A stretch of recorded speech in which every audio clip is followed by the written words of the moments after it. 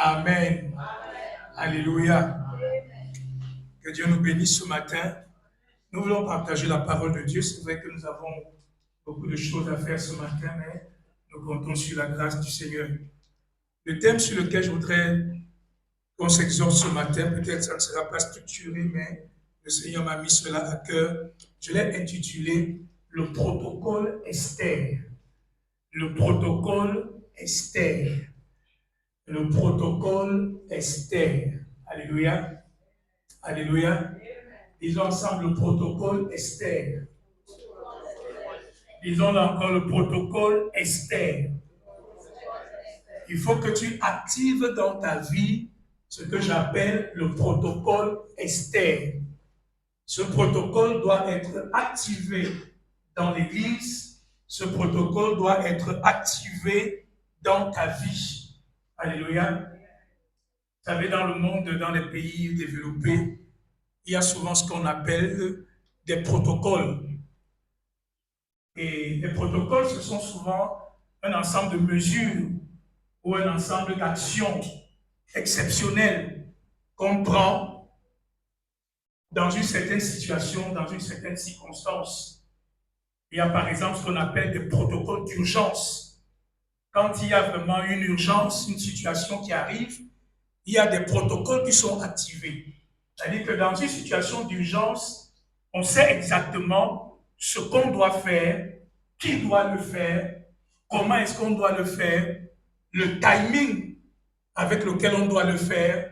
Donc, un protocole est un ensemble de mesures, d'actions qui sont bien précises, bien déterminées, qu'on met en place pour faire face à une catastrophe, pour faire face à un défi, pour faire face à, je ne sais pas, à une menace.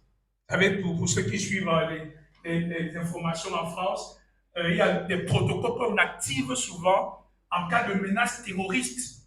En cas de menace terroriste, il y a un protocole de sécurité qui est activé. Alléluia. Donc, ce n'est pas quand il y a la menace qu'on active le protocole, mais c'est bien avant que la menace n'arrive. Donc, on sait exactement, on n'hésite pas, on ne tâtonne pas, on sait que quand il y a une menace terroriste, voilà ce qui est fait en premier, voilà ce qui est fait en second, voilà ce qui est fait en troisième point. Donc, c'est ça un protocole. Et quand il y a un protocole d'urgence qui est activé, les choses ne sont pas les mêmes. Il y a des mesures exceptionnelles qui sont prises, il y a des actions exceptionnelles qui sont faites, et ça bouleverse un peu les habitudes, ça bouleverse le quotidien. Alléluia. Quand un protocole est activé, c'est pour que l'attention des gens soit éveillée. Comprenez? C'est pour que l'attention des gens soit éveillée. En temps normal, tout le monde va à ses occupations comme il veut. En temps normal, tout le monde fait ce qu'il veut. Mais quand un protocole est activé, un protocole de sécurité par exemple, tout le monde est sur ses gardes. Tout le monde est en éveil. Alléluia. Je crois que vous avez souvent vu cela, n'est-ce pas? C'est vrai que ce n'est pas courant chez nous. Chez nous, bon, ce qui arrive, arrive. On essaie de gérer comme un peu au cas par cas. Voilà, on a entendu qu'il y a eu éboulement de terrain à Tcham. Bon, on essaie de se débrouiller. Mais dans les pays développés, vraiment, il y a des protocoles pour tout. Attendez, souvent on dit que maintenant, là, nous sommes en protocole orange, nous sommes en protocole vert, nous sommes en protocole rouge. Quand c'est rouge, c'est dangereux. Alléluia. Il est important aussi ce matin, je vous parle du protocole Esther. Ça veut dire que toutes les saisons de ta vie ne sont pas pareilles. Il y a des saisons où tu dois savoir exactement qu'est-ce que tu dois faire. Alléluia. C'est la fin de l'année. Quel est le protocole spirituel qui nous permet de naviguer la fin de l'année? Tu es d'accord avec moi que la fin de l'année est un moment stratégique. Alléluia. Donc, tu ne peux pas te comporter en fin d'année comme, par exemple, tu te comportes au milieu de l'année. Ce n'est pas la même période. Ce n'est pas la même saison. La fin de l'année est une saison particulière. Et donc, un protocole spécial doit être activé pour te permettre de naviguer pendant la fin de l'année, de traverser la fin de l'année et d'entrer dans la nouvelle année. Tu me suis ce matin. Donc tu ne peux pas faire comme d'habitude. Tu ne peux pas te comporter comme d'habitude. Il y a un protocole que tu dois activer. Est-ce que tu sais, par exemple, ce que tu vas faire face à certaines situations de ta vie? Quand tu es face à certaines difficultés, quand l'ennemi se lève dans ta vie, quand tu es dans un mauvais jour, par exemple, quand tu as l'impression que l'enfer s'est déchaîné contre ta vie, est-ce que tu sais quel protocole tu dois mettre en place? Est-ce que tu sais quel protocole tu dois activer face à certaines circonstances dans ta vie? Si tu ne sais pas quoi faire, il est probable que tu ne sois pas vainqueur dans la situation. Mais si tu sais exactement quoi faire, comment te comporter, comment agir, sur quel bouton appuyer, quelle stratégie mettre en place, comment prier, comment intercéder, si tu sais exactement ce que tu dois faire, il est probable que tu aies la victoire dans cette situation.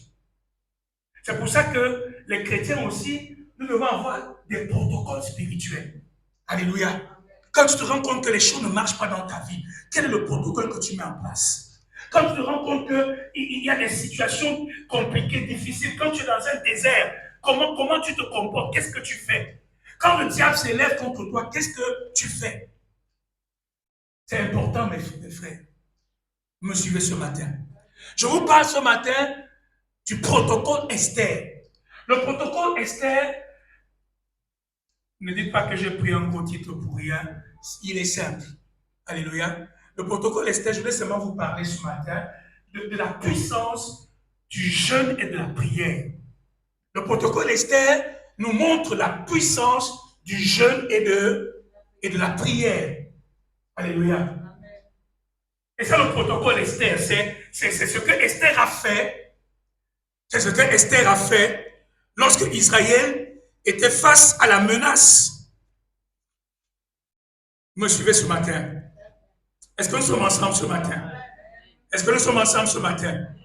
Le protocole Esther, c'est le protocole qu'on met en place lorsqu'on a envie de déclencher l'intervention de Dieu dans ta vie par rapport à une situation.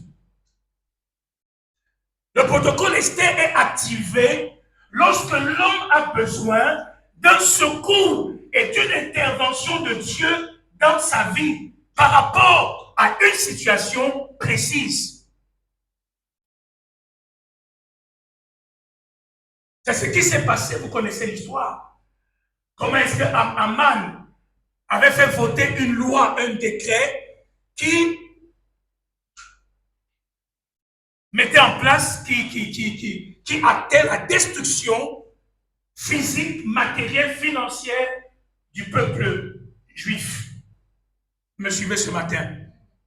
Et donc le protocole Esther, c'est moi qui mets le terme, a été mis en œuvre pour que le secours de Dieu et l'intervention de Dieu se manifestent dans la vie d'Israël.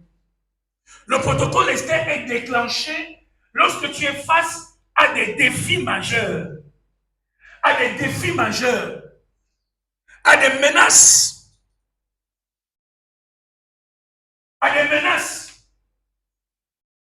qui peuvent détruire ta vie, détruire ta famille, détruire tes enfants, détruire ton business, détruire tes entreprises. Le protocole Esther est activé lorsque nous sommes face à une menace, à des défis majeurs.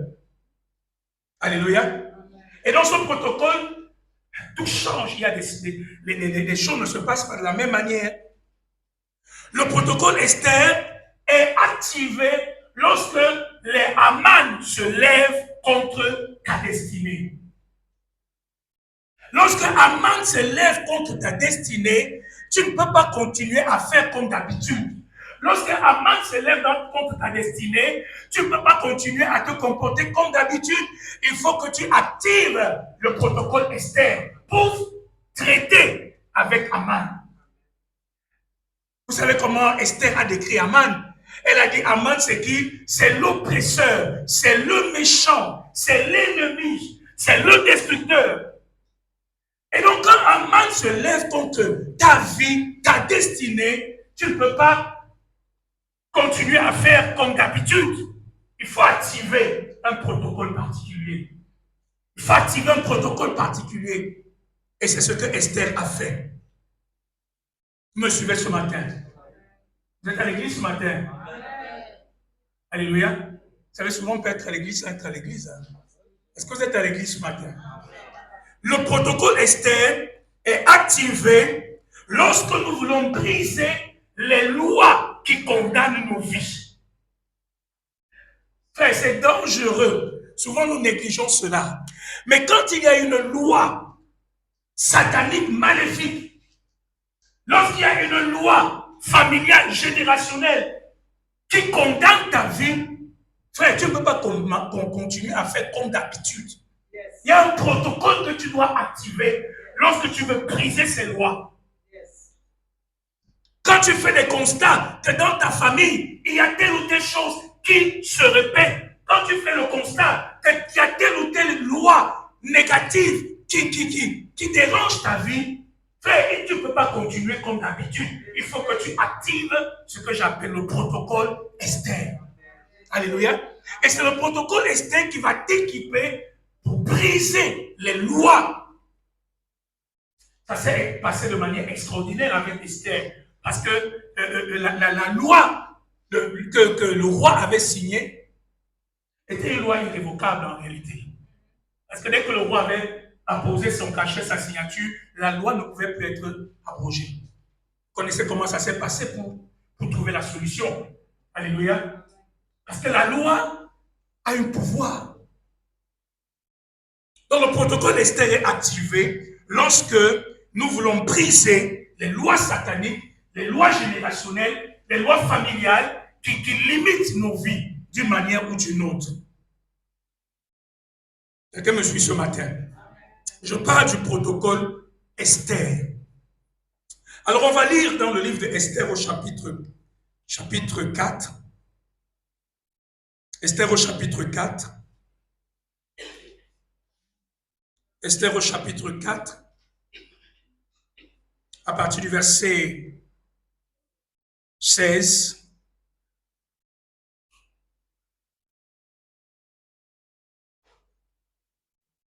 Esther chapitre 4. On peut commencer à partir du verset 13.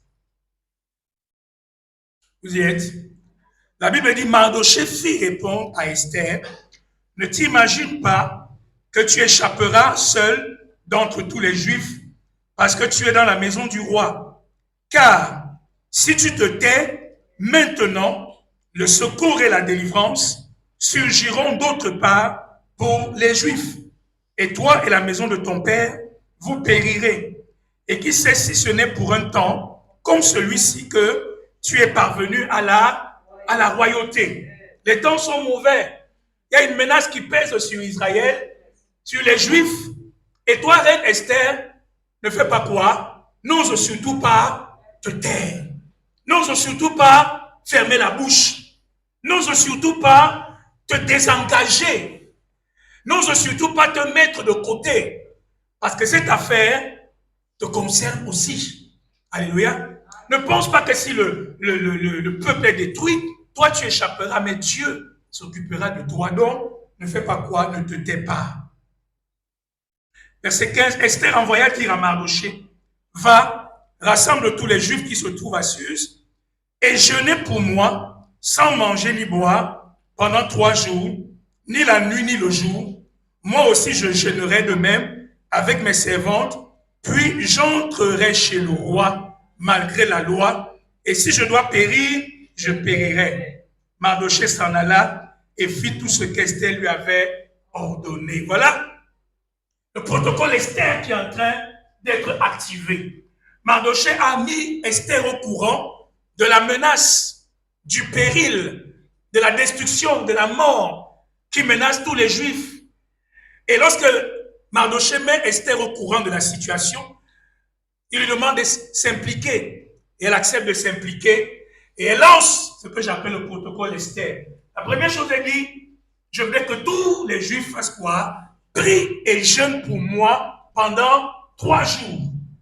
Et moi-même aussi, de mon côté, avec mes servantes, nous allons jeûner et nous allons prier aussi pendant 3 jours. Puis je ferai quoi? J'entrerai chez le roi. J'entrerai chez le roi. Et si je dois périr, que je périsse. C'est pour ça que je dis le protocole Esther concerne la manière dont nous allons utiliser la puissance du jeûne et la puissance de la prière. Souvent, quand on parle de la prière, souvent, je vois un peu sur le regard des gens, souvent, les gens se disent, mais on connaît ça, la prière, qu'est-ce qu'on va encore nous dire sur la prière? On a le sentiment qu'on connaît la prière parce qu'on prie. Mes frères et sœurs, la révélation de la prière est graduelle. Il y a des choses que tu ne connais pas encore. Alléluia. Et même si tu les connais à des moments où l'Esprit de Dieu te donne une compréhension fraîche de ces choses. Alléluia. Allons au chapitre 5, à partir du verset 1. Vous y êtes? Le 3e jour. Quel 3e jour? Le 3e jour de quoi? Le 3e jour du jeûne. La Bible nous dit, Esther mit ses vêtements royaux et se présenta dans la cour intérieure de la maison du roi. Devant la maison du roi, le roi était assis sur son trône royal dans la maison royale en face de l'entrée de la maison. Extraordinaire. Le 3e jour, Esther chapitre 5, verset 1. Le 3e jour, le dernier jour du jeûne, la Bible dit que Esther a fait quoi? Elle s'est préparée. Tu veux que tu la visualises dans ton esprit. Elle se prépare à entrer dans la présence du roi. Et la Bible déclare qu'elle mit ses vêtements royaux. Elle mit ses vêtements royaux. Oh, certainement aussi, elle a dû certainement se parfumer afin de dégager une bonne odeur. Je veux que vous compreniez vraiment comment est-ce que Esther prend ce moment dans la présence du roi très très au sérieux. Et comment est-ce qu'elle se prépare solennellement. Et comment est-ce qu'elle met ses vêtements royaux. Elle n'a pas mis son cabas. Elle n'a pas attaché le foulard bizarrement parce que ça ne va pas, c'est compliqué. Elle n'est pas allée en style passe parce que c'est grave. Non.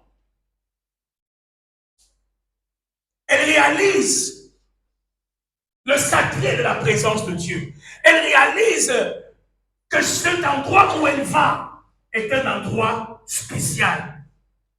Elle met ses vêtements royaux. Elle entre dans la cour du roi. La cour intérieure, parce que le palais est grand, il y a la cour extérieure, il y a la cour intérieure, après il y a la maison du roi. Et la maison du roi, le roi est assis à l'entrée de sa maison.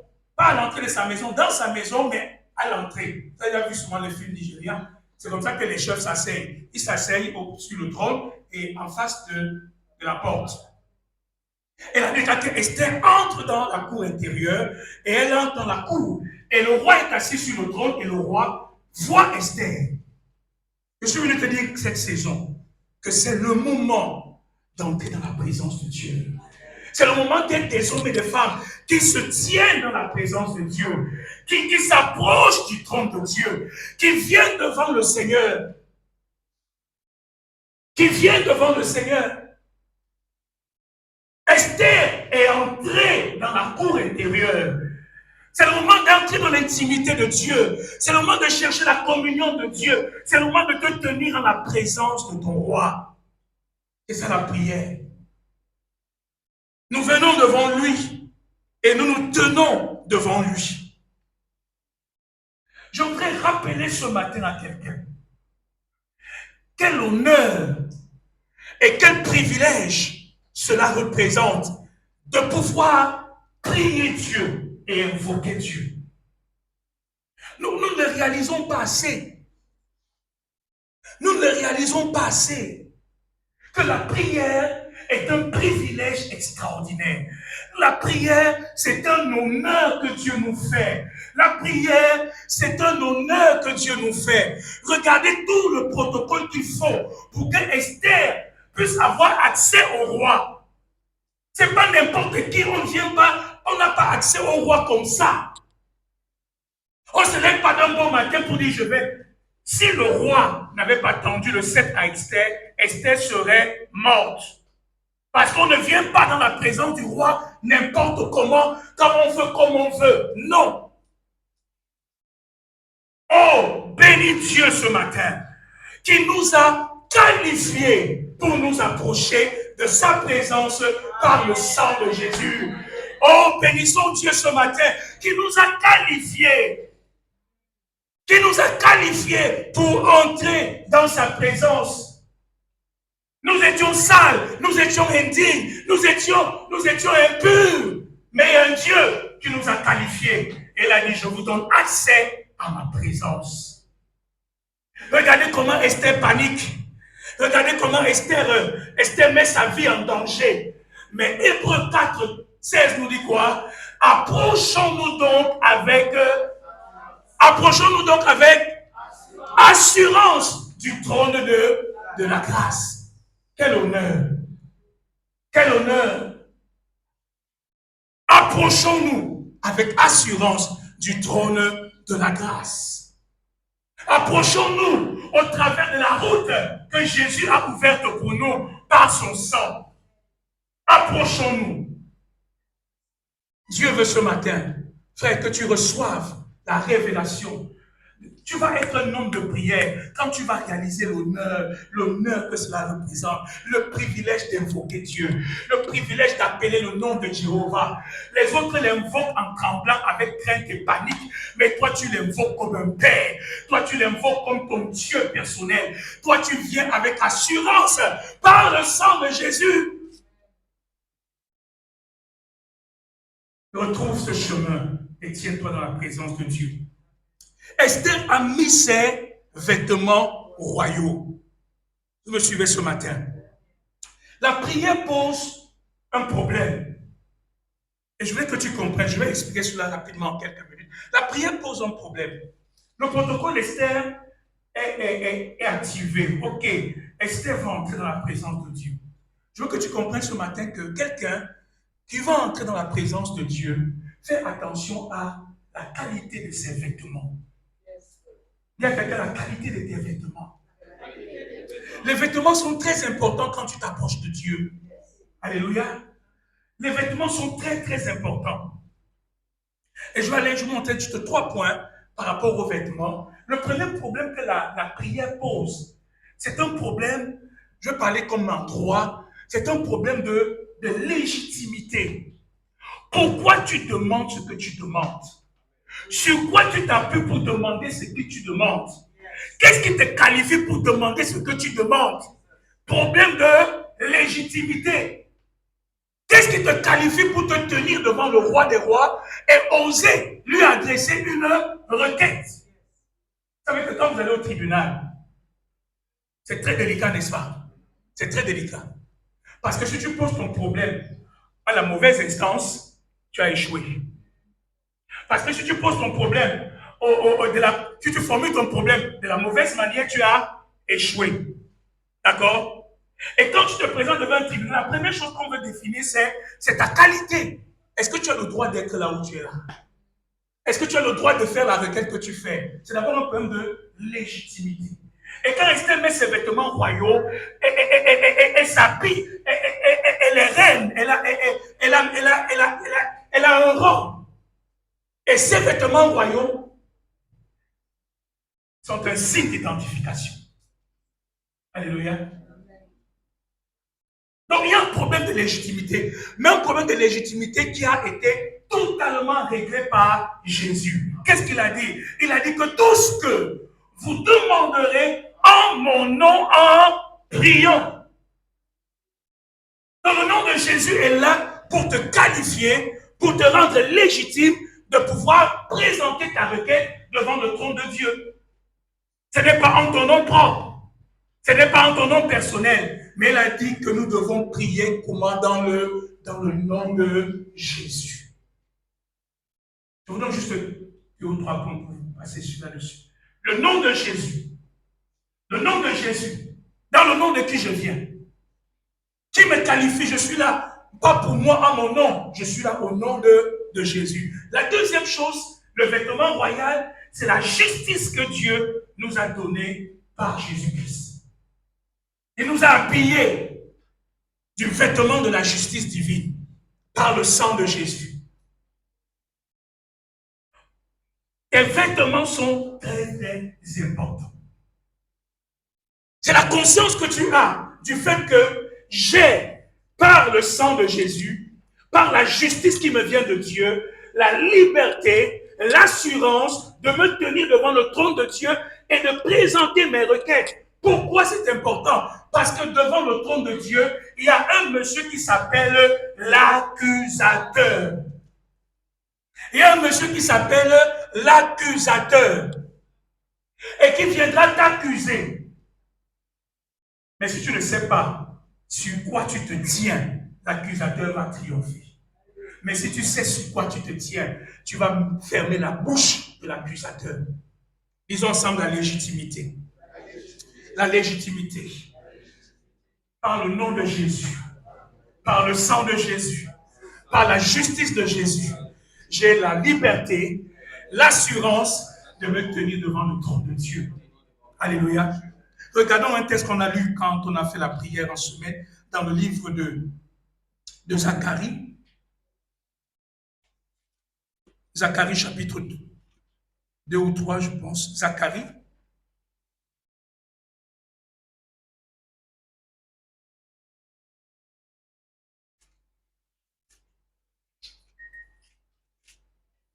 Zacharie, chapitre 3, à partir du verset 1.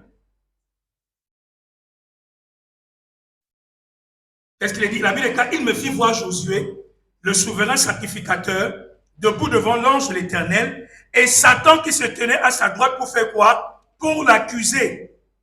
Et on nous dit au verset 3, or Josué était couvert de vêtements sales, et il se tenait debout devant l'ange. Voilà ce qui se passe lorsque tu veux activer le protocole Esther dans ta vie, mais que tu ne fais pas attention à l'état de tes vêtements spirituels.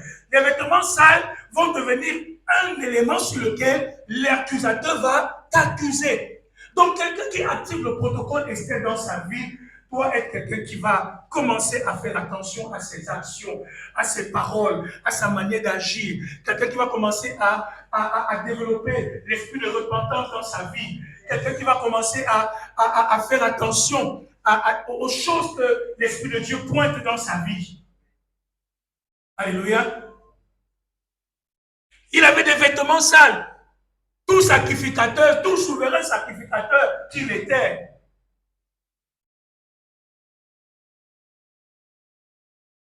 Mais par le sang de Jésus, que les vêtements sales soient ôtés. C'est le sang qui lave les vêtements. C'est le sang qui lave les vêtements. Lisons Apocalypse 22, verset 14. Apocalypse 22, verset 14. Apocalypse 22, verset 14. Vous y êtes? Apocalypse 22, verset 14. Est-ce qu'on peut lire rapidement?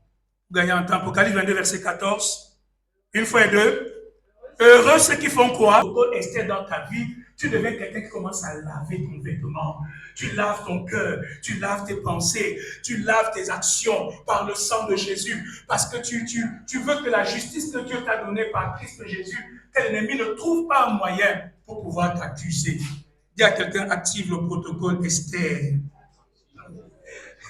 Quand tu actives le protocole Esther dans ta vie, même quand quelqu'un t'insulte, tu vois le diable derrière qui est en train de vouloir annuler ton protocole Esther que tu as activé. Quand tu actives le protocole Esther dans ta vie, même si on marche sur ton orteil, tu vas serrer tes dents, tu vas avancer parce que tu sais ce que tu cherches. Alléluia. Tu ne bavardes pas n'importe comment, tu ne réagis pas n'importe comment, tu ne vas pas n'importe où, tu ne t'agites pas dans tous les sens et l'ennemi va créer des situations. Tu vas avancer rapidement, on a beaucoup de choses à dire ce matin. Une autre chose importante, la Bible déclare que Esther, elle a mis ses vêtements royaux et le verset 2 nous dit ceci, Esther 5, verset 2. Lorsque le roi vit la reine Esther debout dans la cour, elle trouva grâce à ses yeux, et le roi tendit à Esther le sceptre d'or qu'il tenait à la main. Esther s'approcha et toucha le bout du sceptre. Le roi lui dit, qu'as-tu, reine Esther, et que demandes-tu? Quand ce serait la moitié du royaume, elle te sera donnée. Alléluia. Ce qui est extraordinaire avec la prière, c'est que s'il y a un homme pour prier, il y a un Dieu qui a une oreille attentive à la requête de cet homme. Alléluia. La prière est puissante parce qu'il y a un Dieu qui exauce la prière. Mais avant même d'exaucer la prière, qui écoute la prière. Frère, tu vas être un homme qui prie quand tu réaliseras jusqu'à quel point Dieu est désireux, jusqu'à quel point Dieu est sensible à ta détresse, jusqu'à quel point Dieu a de la sollicitude envers toi. Entre un peu dans le texte. Écoutez la tonalité du roi lorsqu'il s'adresse à la reine Esther. Qu'as-tu? Qu'as-tu? Qu'as-tu? Dieu a une oreille pour ceux qui l'invoquent. Dieu a une sensibilité pour ceux qui cherchent son secours. Quelqu'un me suit ce matin? Quelqu'un me suit ce matin? La prière est un parcours entre une rencontre entre un homme qui s'approche de Dieu et un Dieu qui est sensible à la douleur de cet homme. Alléluia. La prière est extraordinaire, mes frères et sœurs. Quand Esther s'est approchée, le roi a tendu le sceptre d'or. Il dit dans sa parole, approchez-vous de moi et je ferai quoi? Et je m'approcherai de vous. De tous les attributs et de tous les qualificatifs que la Bible donne à Dieu, il y a un qui est spécial. On dit, oh toi qui écoutes la prière, les hommes viendront à toi. Oh, toi qui écoutes la prière. Toi qui écoutes la prière. Jésus dit, quand tu pries, entre dans ta chambre, ferme ta porte, et ton Père qui voit dans le secret, il te voit, il t'écoute et il t'entend. On a l'habitude de dire que s'il y a un homme pour prier, il y a un Dieu pour écouter et pour exaucer. Alléluia. La prière, c'est pas la loterie. Il a dit à Israël, on ne l'invoque pas en vain. Il est le rémunérateur de ceux qui le cherchent. Je vais rassurer quelqu'un ce matin qu'il y a quelqu'un qui a une oreille attentive à ta détresse. Même si aucun homme ne te prête son oreille, même si aucun homme n'est sensible à ta détresse, même s'il y a personne qui vient te demander qu'as-tu, parce que souvent on se retrouve dans des situations comme ça où personne ne te demande même qu'as-tu.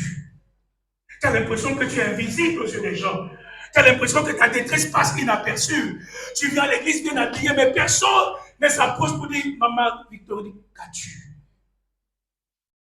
Vous savez, souvent, ça nous manque souvent. Juste quelqu'un te demande, comment tu vas? Est-ce que ça va? Qu'as-tu? Frère, même s'il n'y a personne qui te demande qu'as-tu, je sais qu'il y a un Dieu qui est sensible à ta détresse et qui va tendre l'oreille quand tu vas dire papa, qui va tendre l'oreille quand tu vas dire papa, me voici dans ta présence pendant ces jours de jeûne, pendant ces jours de prière, pendant ce temps, Seigneur, me voici. Me voici. Esther a pris son entrée auprès du roi Assuérus vraiment de manière sérieuse. L'évêque disait vendredi, il est temps que nous rétablissions le sacré, le solennel dans notre manière d'interagir avec Dieu. Alléluia. C'est vrai que nous sommes dans le temps de la grâce. C'est vrai que Jésus-Christ a tout payé. Mais un homme qui a de la révérence quand il fait les choses de Dieu, un homme qui a de la révérence quand il s'approche de Dieu, quand il le prie, quand il adore, quand il jeûne, c'est un homme qui va attirer le regard de Dieu sur sa vie. La révérence. La révérence. Ne viens pas comme si c'est Ça ne fait rien, ne viens pas n'importe comment. Oh, même quand tu adores, tu sais dans la présence de qui tu vas entrer. Tu sais devant qui tu te trouves. Tu sais ce qu'il est capable de faire. Et tu viens avec révérence, avec honneur, avec respect, avec dignité. Tu ne suis pas ses parvis. Tu sais que c'est un Dieu trois fois saint. Et tu te laves avant d'entrer dans sa présence parce qu'il a donné le sang de Jésus. Tu ne viens pas faire le jeu. Tu ne viens pas t'amuser. Tu ne viens pas faire l'hypocrite. Mais tu viens devant le roi qui est capable de changer les choses dans ta vie. Le roi, elle savait que un seul mot d'Assyrus, tout était fini. C'est pour ça que la prière est un moment. Le diable combat la prière, frère. Ne vous y trompez pas, il combat de plusieurs manières. Même cette espèce de légèreté souvent qu'on a par rapport à la prière. Parce qu'on est des pentecôtistes, parce qu'on va là, on a le Saint-Esprit, on parle en langue peut-être. On a banalisé ça. Il combat la prière de toutes sortes de manières. Parce qu'il sait que la prière, c'est ton accès dans le spirituel. C'est ton accès devant le trône de Dieu. Va t'amener sur de légèreté, va t'amener sur l'endurcissement. Ah, depuis que tu pries, qu'est-ce qui a changé? Frère, un homme qui connaît Dieu sait que la prière change les choses. Alléluia. Et il commence par développer cette espèce bah, ok, bon, on va encore prier. Ah, prions, ah, oui, prions, ah, oui. Non, frère. Reçois une fraîche révélation de la puissance de la prière dans ta vie, au nom de Jésus. Alléluia. Qu'as-tu, reine Esther? Et que demandes-tu? Quand ce sera la moitié du royaume, elle te sera donnée. Esther répondit, si le roi le trouve bon, que le roi vienne aujourd'hui avec Aman au festin que je vais lui préparer. Je vais anticiper. La Bible déclare que quand Esther est entrée dans la cour intérieure, le roi a vu Esther et la Bible déclare que Esther a trouvé grâce aux yeux du roi.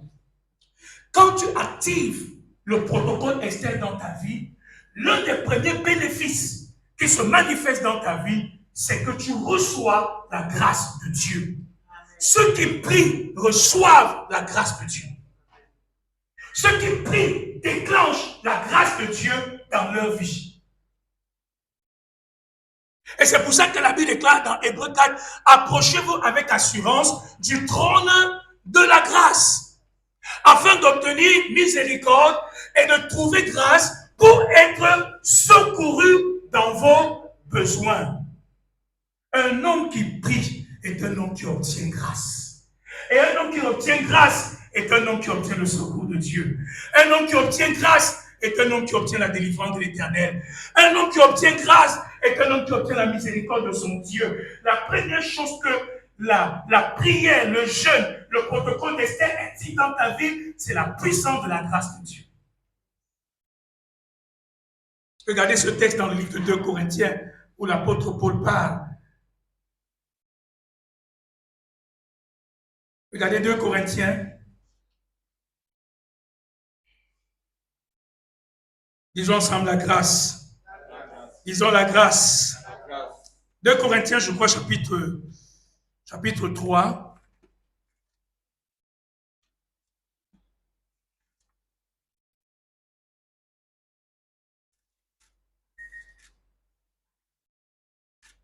Quelqu'un peut nous aider? Là, il parle de nous assistants de vos prières.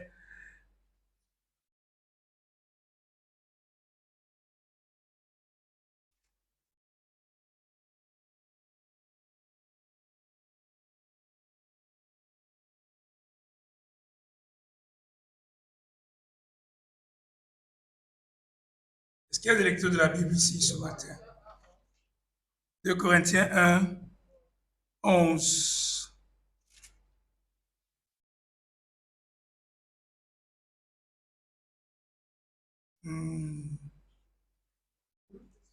Oui. Est-ce qu'on peut lire cela? 2 Corinthiens 1, 11. Obtenu. Et de nous assistants. Est-ce que tu sais que tu peux assister quelqu'un dans la prière et la personne va obtenir grâce? L'apôtre Paul était dans les problèmes. Il était dans la détresse.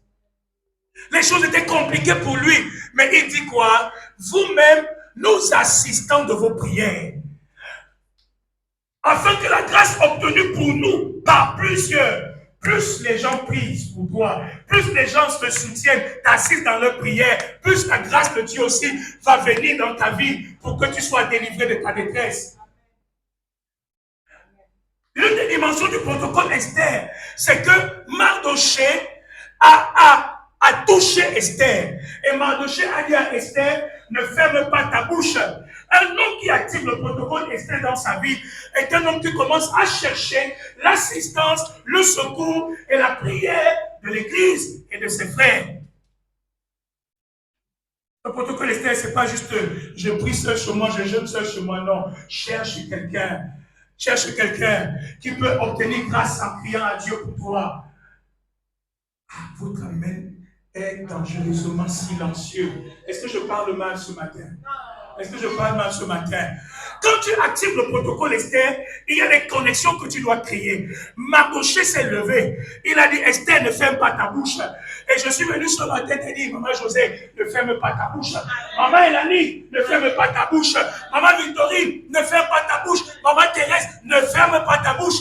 Parce que quand l'Église ferme la bouche, la grâce ne descendra pas pour intervenir dans les besoins des frères, dans les besoins des sœurs. Si l'Église néglige la prière, la grâce ne descendra pas. C'est pour ça que cette affaire que tu vois là, qu'à 5h30, tu as envie de dormir, ce n'est pas simple, c'est spirituel. C'est pour ça que tu vois cette affaire-là où tu dis que moi là, quand le vendredi arrive, je ne prie pas, je ne viens pas à la prière, frère. Détrompe-toi, ce n'est pas simple, il y a un esprit. Il y a un esprit. Il y a quelqu'un, un esprit. Parle-moi tout le français de l'université que tu connais.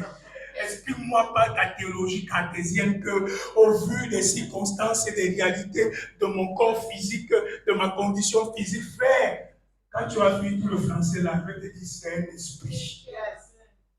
C'est un esprit de paresse. C'est un esprit de lourdeur.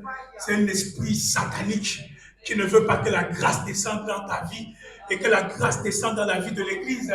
Quand l'Église prie, la grâce descend. Et quand la grâce descend, la délivrance se manifeste.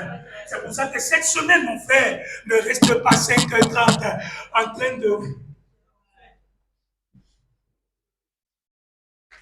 Ma femme m'a rappelé l'autre jour qui nous a fait rire. Très souvent, comment c'est bizarre. Quand on reverse, on a 5 heures. Le reverse à 5h30. Tu dis, j'ai 30 minutes encore. Je vais juste programmer 5 minutes là pour... N'essaye même pas. Tu vas te réveiller à 8h30. Alléluia. Et l'ennemi aura déjà fait les dégâts. Donc cette semaine, nous prions en ligne avec Google Meet. Il y a quelqu'un Google Meet. Ça ne suffit pas Google la viande, c'est Google Meet. Donc la rencontre, un meeting. D'accord?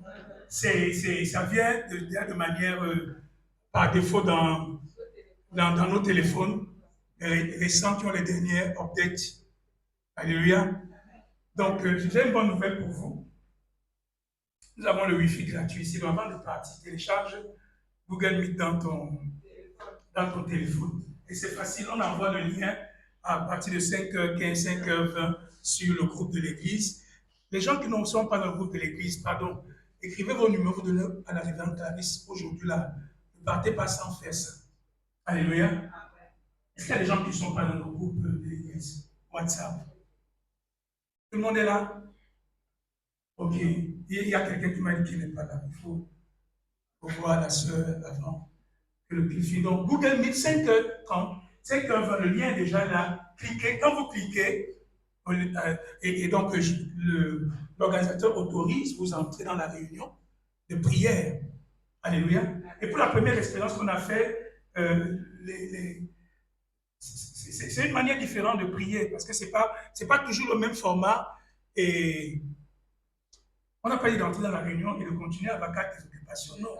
Parce qu'il faut te concentrer parce que les autres prient, toi aussi tu pries, mais si tu n'es pas concentré, tu peux te laisser te troubler, distraire.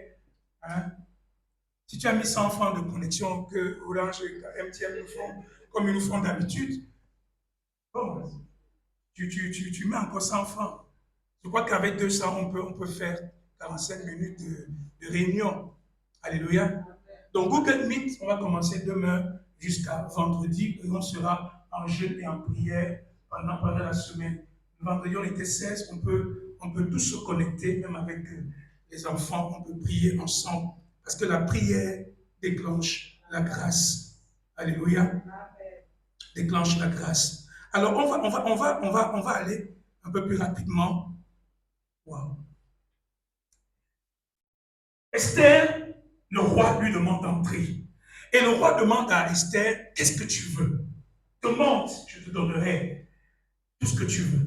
Une autre chose que j'aimerais vous montrer ce matin, que la prière est puissante lorsqu'elle est connectée à un désir et à une demande précise et réelle.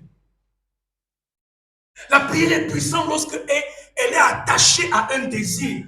On ne prie pas juste pour prier. Oui, il y a plusieurs types de prières. Il y a des prières que je fais pour adorer. Il y a des prières que je fais pour des actions de grâce. Mais quand j'active le protocole Esther, il y a une demande. Il y a une demande, il y a une requête, il y a un désir qui est attaché à ma prière. Comprenez ce que je dis ce matin? Donc, quand nous sommes en train de prier pour cette fin d'année, ne prions pas n'importe comment. Tu dois avoir, par exemple, une liste précise.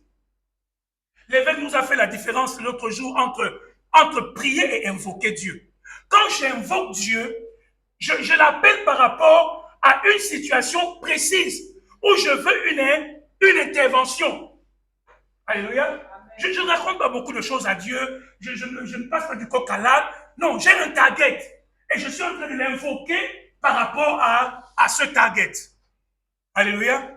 Notre target dans l'église, c'est quoi? Nous voulons enfanter une nouvelle saison. Dis ça de toutes les manières que tu veux, mais je veux une autre saison dans ma vie. Je vais être équipé par Dieu pour enfanter une autre saison. Esther, le roi lui a dit, que veux-tu? Que demandes-tu? Que désires-tu? Marc 1 nous dit quoi? Tout ce que vous demanderez en priant, croyez que vous l'avez reçu. Le mot demander dans ce verset peut aussi être traduit par désirer. King James a traduit ça par désirer. Whatsoever you desire. Tout ce que vous désirez. Est-ce que tu as un désir dans ton cœur aujourd'hui?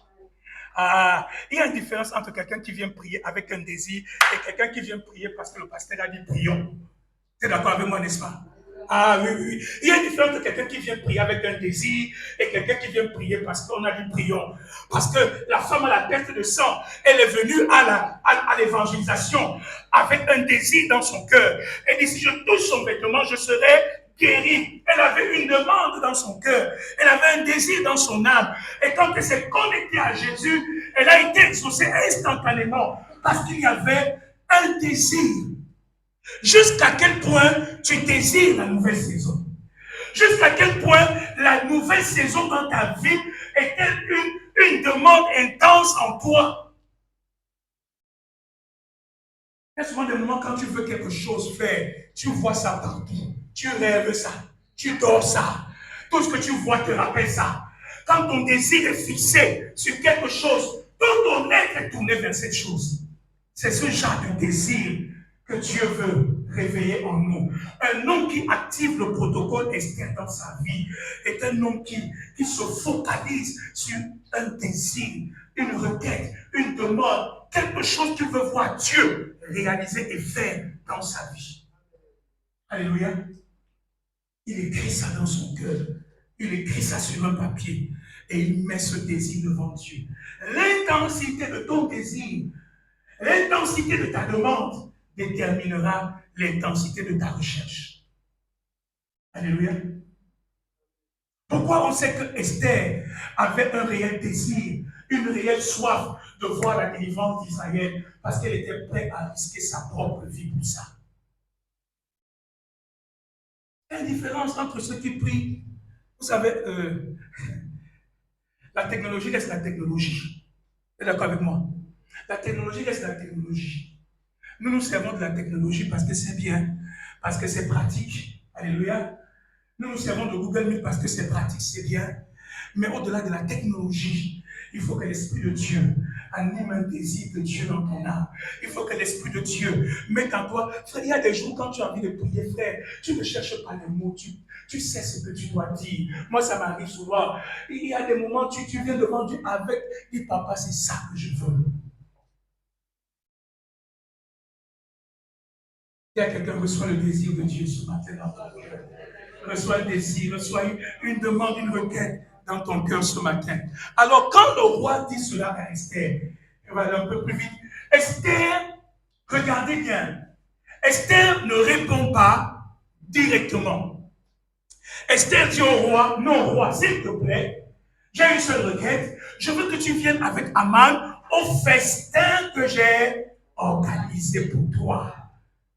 Oh, je suis venu dire à quelqu'un ce matin, il faut que tu organises d'abord un festin pour le roi. Esther ne demande pas d'abord, elle organise d'abord le festin pour le roi. Le roi vient avec Aman, ils mangent, ils boivent, ils sont contents. Le roi appelle encore Esther, il y a Esther. Reine Esther, qu'as-tu, que demandes-tu? Si c'est la moitié de mon royaume, c'est cadeau, tu prends. Esther dit, non, mon roi, la seule chose que je veux, c'est que tu viennes encore demain au festin que j'ai organisé pour toi et pour Aman. Frère, dis à quelqu'un, la prière est stratégique. Il y a des gens dans tout vous pensez que la prière, c'est le roi savoir, c'est le baba. Non, la prière est stratégique. La prière est méthodique. La prière est... Il y a un protocole. Il y a un protocole. Il y a des gens qui disent, bon, parce que je prie, frère. Le problème n'est pas je prie. Comment tu pries? Parce que la prière, contrairement à ce que tu penses, n'est pas quelque chose comme tu crois. Oui, elle est simple, mais elle n'est pas aussi simple que tu penses.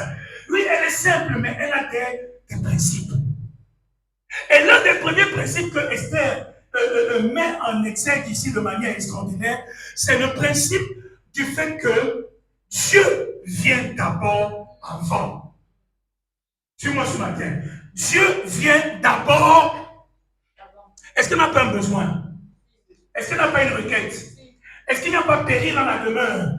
Est-ce qu'Israël n'est pas menacé? Non, mais ça vient après. Elle organise d'abord un festin pour le roi. C'est pour ça que la Bible déclare quoi? Entrer dans ses parvis avec des louanges, entrer dans ses parvis avec des actions de grâce, entrer dans ses parvis avec des cris de joie. Bénissez le nom de Dieu. Organise d'abord un festin pour le roi. Il y a plusieurs manières d'organiser un festin pour le roi. Un homme qui active le protocole Esther dans sa vie est un homme qui commence à chercher les voies et moyens pour réjouir le cœur de Dieu, qui commence à chercher les voies et moyens pour satisfaire le cœur de Dieu. Vous n'avez plus beaucoup dit Amen si j'ai participé, parce que c'est là où le chacun meurt. Mais écoutez, il ne s'agit pas d'acheter la bénédiction de Dieu, mais il s'agit d'activer un principe divin. Et ce principe divin, ça s'appelle le principe des prémices. C'est depuis l'Ancien Testament que Dieu a enseigné à son peuple le principe des prémices. Dieu d'abord, Dieu avant. Moi, je viens après. Le besoin de Dieu d'abord, mon besoin après. Comprenez cela. Comprenez cela. Donc, n'entre pas wassa. Oui, il y a des jours, on peut entrer wassa comme ça, mais il y a des jours où, quand tu actives le protocole Esther, prends le temps pour adorer ton Dieu. Prends le temps pour lui faire la dalakou. Prends le temps pour te réjouir en lui. Qu'Israël se réjouisse en celui qu'il a créé. Oh, fais quelque chose pour réjouir le cœur de ton Père. Il y a un principe que je veux que tu comprennes ce matin. Nous n'aimons pas ça, mes frères, c'est la vérité, c'est la parole de Dieu. Frères et sœurs, quand tu as des problèmes et que tu veux que Dieu intervienne, occupe-toi des problèmes de Dieu. Je vais dire ça fort aujourd'hui, là, fort. Moi-même, je suis comme vous, je n'aime pas entendre ça, mais c'est la vérité. Quand tu as un problème qui te dépasse, occupe-toi d'un problème de Dieu.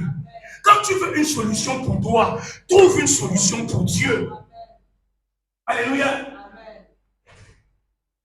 Quand c'est compliqué, et c'est souvent là où le diable nous coince, frère, nous sommes tous les mêmes. Quand les choses sont difficiles dans nos vies, nous nous disons c'est bon.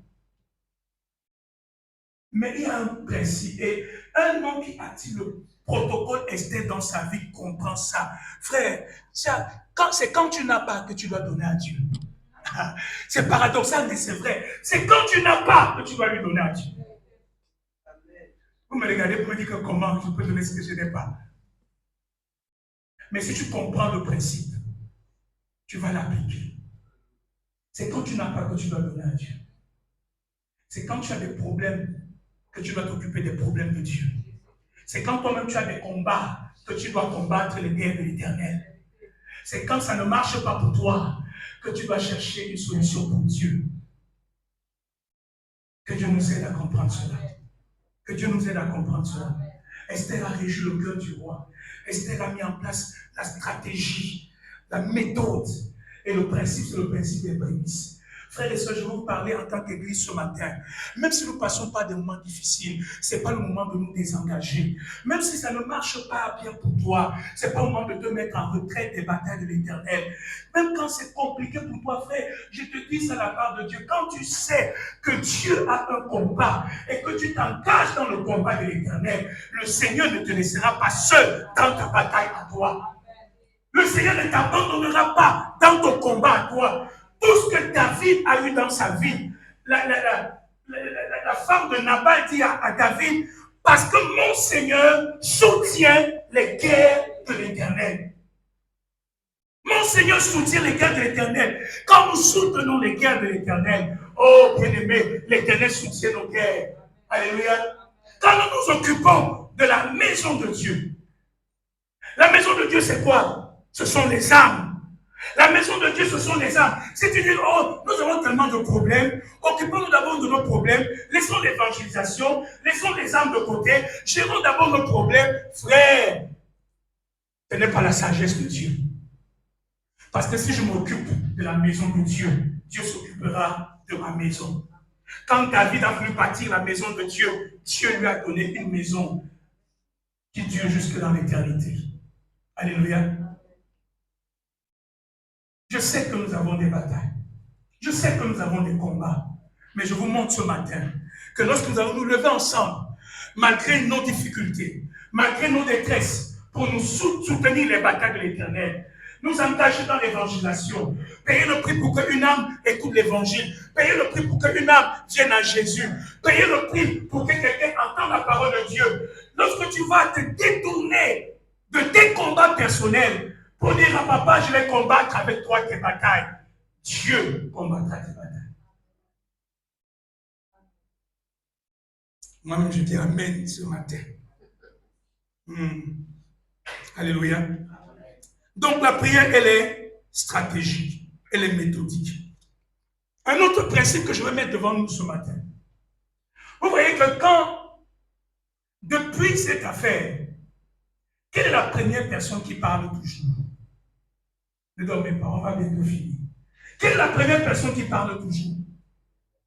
C'est toujours le roi Assuérus qui parle d'abord avant. Esther, je vous montre la prière méthodique. Esther ne parle pas en premier. C'est le roi Assuérus qui parle d'abord. Et Esther va prendre appui sur ce que le roi a dit pour placer sa requête. Vous comprenez? La première fois, c'est le roi qui parle. Ah, j'aime cette partie. Parce que c'est une chose de demander à Dieu. Mais c'est une autre chose quand Dieu lui te demande ce qui ne va pas. Alléluia. Un point que, vous savez, Salomon a fait 1000 holocaustes sur l'autel. Dieu est descendu. Et il a dit à Salomon, mon petit, tu veux quoi? Tu veux que je te donne quoi? Tu veux que je te fasse quoi? Il y a une puissance quand tu réjouis le cœur de Dieu. Il y a une puissance quand tu réjouis le cœur de Dieu. Alléluia. Alléluia. Qu'est-ce que tu veux que je fasse pour toi? Alors, c'est le roi qui parle toujours avant. Quel est le principe de la prière méthodique ici? Comment est-ce que tu peux faire que Dieu parle avant, quand tu pries, puisque tu n'entends pas la voix de Dieu, puisque c'est toi qui parles? Comment faire en sorte que Dieu parle avant? Ah, mais la manière, elle est simple. Qu'est-ce que nous faisons? Nous prenons d'abord les promesses et les paroles de Dieu. Ça, c'est un principe de la prière méthodique. Quelle est la promesse de Dieu attachée à la requête que je suis en train d'élever? Quelle est la parole de Dieu attachée aux besoins que je suis en train de présenter? Donc, pour laisser Dieu parler d'abord avant, qu'est-ce que je fais? Je proclame d'abord ses promesses et sa parole. Seigneur, tu as dit. Seigneur, tu as dit. Et sur la base de Seigneur, tu as dit, maintenant je place ma requête. Ne prie pas par hasard, ne prie pas n'importe comment, ne prie pas en désordre. Qu'est-ce que tu as dit? Rappelle-le-lui. Il a dit que si nous demandons quelque chose selon sa parole, selon sa volonté. Voilà comment tu peux faire parler Dieu avant. Il faut d'abord que Dieu parle. Tant que Dieu n'a pas parlé, tu n'as rien à dire. Tant que Dieu n'a pas parlé, tu n'as aucune requête à présenter. Tant que Dieu n'a pas parlé, ta requête est non recevable. Parce qu'elle n'a aucun fondement, parce qu'elle n'a aucun appui juridique, elle n'a aucun soutien. La prière n'est pas manipuler Dieu. La prière, c'est se tenir sur ce qu'il a dit, ce qu'il a déclaré. Quelles sont les promesses sur lesquelles tu t'appuies pendant cette saison? As-tu un cahier où tu mets toutes ces paroles? As-tu un cahier où tu écris toutes ces promesses? Parce que souvent l'ennemi nous fait croire que non, c'est banal, ça ne sert à rien. Les promesses de Dieu, même c'est quoi? Il y a de meilleures manières, il y a de meilleures techniques. Il n'y a aucune autre meilleure technique. Tous ceux qui reçoivent l'exaucement, c'est des gens qui laissent parler Dieu avant. Et sur la base de ce que Dieu dit, ils posent leur requête. Quelqu'un me suit ce matin? Donc, ceux qui activent le protocole de Dieu, le protocole Esther dans leur vie, obtiennent aussi la sagesse de Dieu pour savoir comment faire dans leur détresse. Regardez la sagesse d'Esther. Ah, Esther, c'est une femme sage.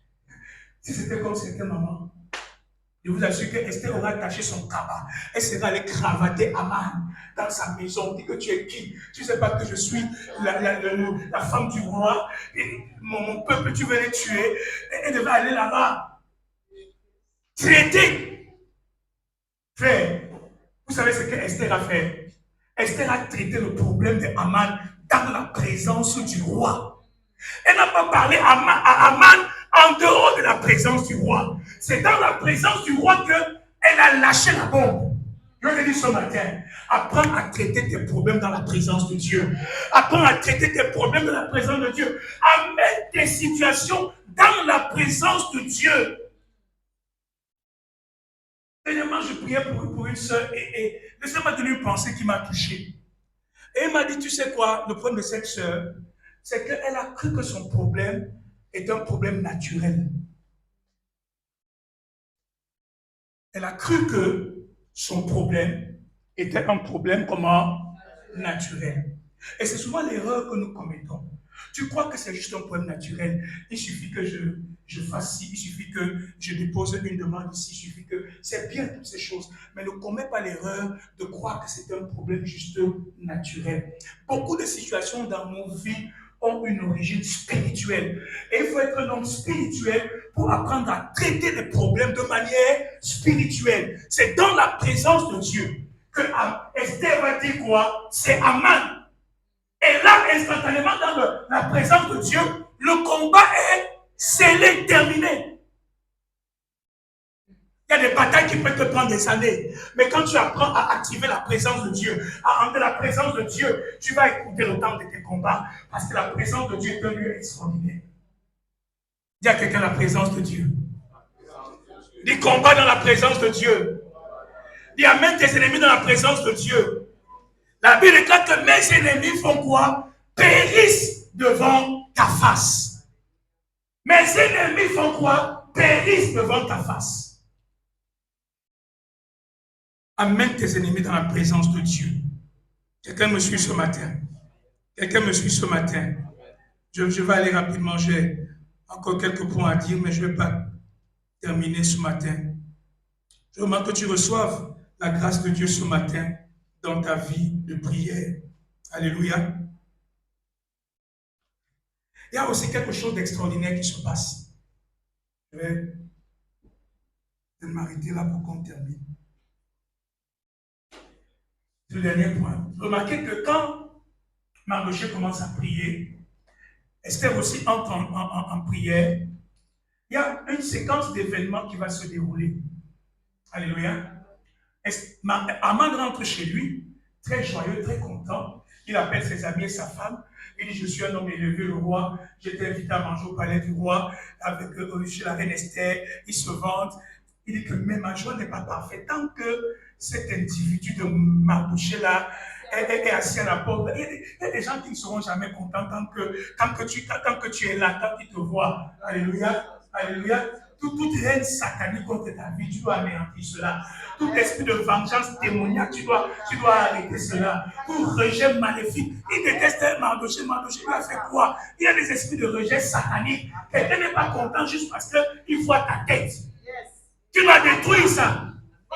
Et ses amis et sa femme disent, écoute, prends un poteau, mais attache une corde. Et tu vas aller demander au roi que demain, avant d'aller au dîner, on pende d'abord Mardochée. Et comme ça, tu vas aller au... Ah, mais la nuit, le roi a l'insomnie. Et il va lire les livres, il voit que Mardochée avait fait du bien au roi. Et le roi ne dort pas toute la nuit. Le matin, c'est qu'est-ce qu'on peut faire pour récompenser? Et quand vous lisez bien la Bible, il dit qu'au moment où le roi était en train de réfléchir comme ça, Aman aussi était en train de venir pour demander au roi qu'on pende l'homme là qui lui avait fait du bien. Et c'est au moment là qu'il arrive. Frère, il y a une puissance dans la prière. Quand tu es un homme de prière, tu vas reprendre le contrôle sur tes temps et tes circonstances. La prière te met au contrôle de tes temps et de tes circonstances. Quand tu es un homme de prière, il y a des coïncidences surnaturelles qui vont commencer à se produire dans ta vie. Quand tu es un homme de prière, il y a des rencontres surnaturelles. Tu as l'impression que ça a été orchestré dans l'invisible. Quand tu es un homme de prière, tu te retrouveras au bon endroit, au bon moment. Quand tu ne pries pas, tu laisses tes temps et tes circonstances à la merci des influenceurs sataniques, des manipulateurs des ténèbres, et qui peuvent faire arriver les choses qu'ils ont programmées pour toi. Mais quand tu pries, tu reprends le contrôle sur tes temps et tes circonstances. Et ça, c'est fort. Alléluia. Amen. Ne laisse pas tes temps et tes circonstances à la merci des sorciers. Reprends le contrôle. Comment? Active le protocole Esther dans le jeûne et dans la prière. Il y a des choses qui vont se passer. Moi j'ai vécu quelque chose qui m'a beaucoup touché cette semaine. Et ça m'a bouleversé. J'ai dit, Seigneur, tu es un Dieu extraordinaire. Je suis allé voir un ami qui est serviteur de Dieu et qui est tombé malade depuis quelque temps. Vraiment une maladie grave, il ne se sent pas bien, il est vraiment... Tout s'est arrêté dans sa vie, ses activités. Vraiment, je suis allé le voir et j'ai eu mal au cœur. J'arrive, il dit, ah, vraiment, c'est difficile. Il n'y a plus de gaz, les enfants sont...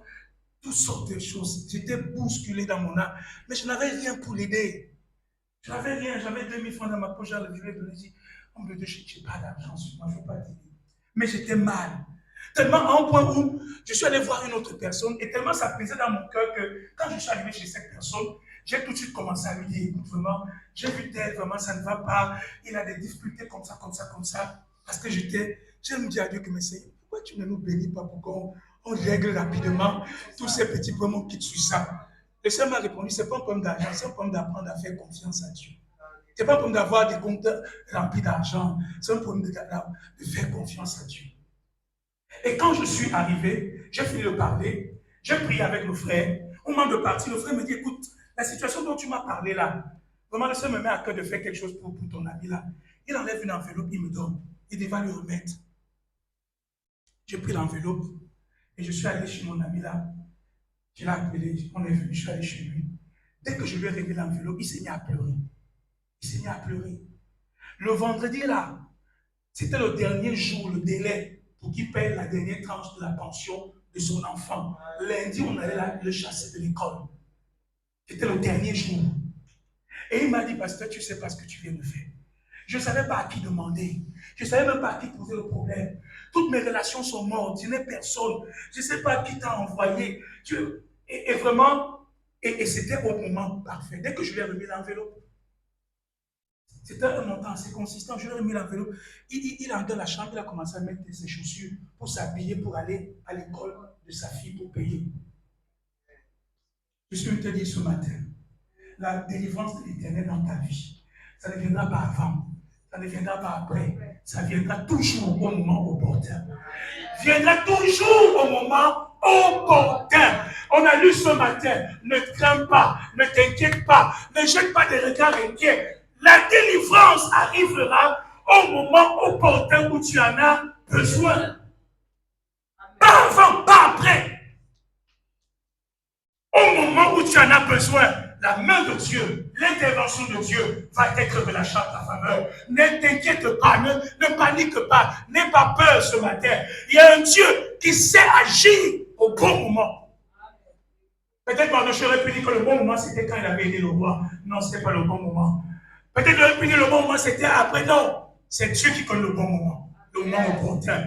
Et ta délivrance arrivera au moment opportun. La solution à ton besoin arrivera au moment opportun.